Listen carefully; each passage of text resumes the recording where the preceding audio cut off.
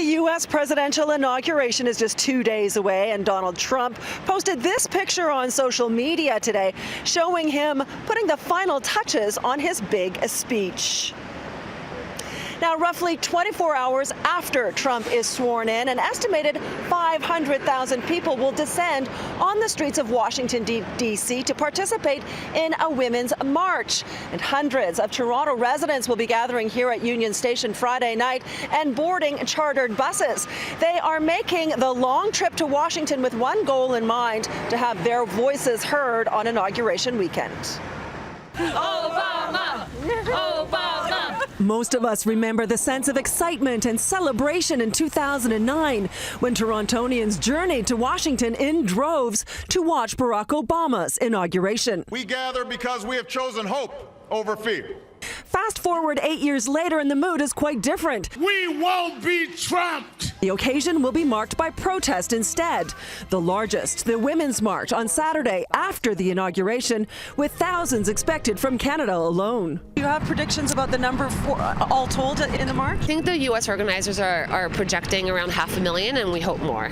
As a comparison, for Inauguration Day Friday, 400 buses have registered to park in downtown Washington. On Saturday, the number is 1,800. But don't call this an anti-Trump protest. We don't want to be painted as anti-Trump. This is not what this is about. It's much bigger than him. Yes. It's about making sure that we protect women's rights, that we don't let those rights be eroded. Penelope Chester Starr is part of a group that has chartered 6 buses set to depart Union Station Friday at 8.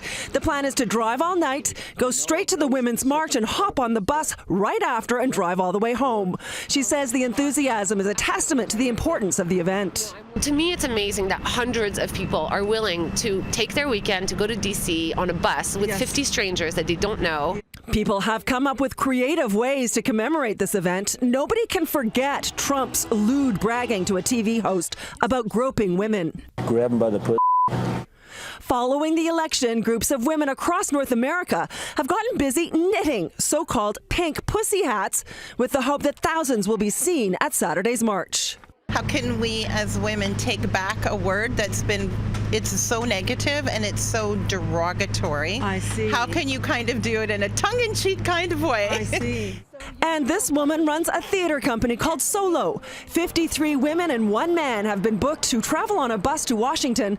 They'll be marching, but they will also be a part of a show based on their experiences on this trip.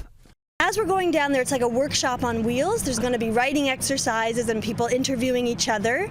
And then when we come back, we're going to put all the material together and create a show. And I'm hoping there will be about 50 people in it. People are marching for many different reasons, but what seems to be unifying is that they couldn't do nothing. Well, the march in Washington on Saturday will likely be the largest. It's certainly not the only one. 600 similar events, or so-called sister marches, will be taking place all over the world, including 25 that are scheduled for here in Canada.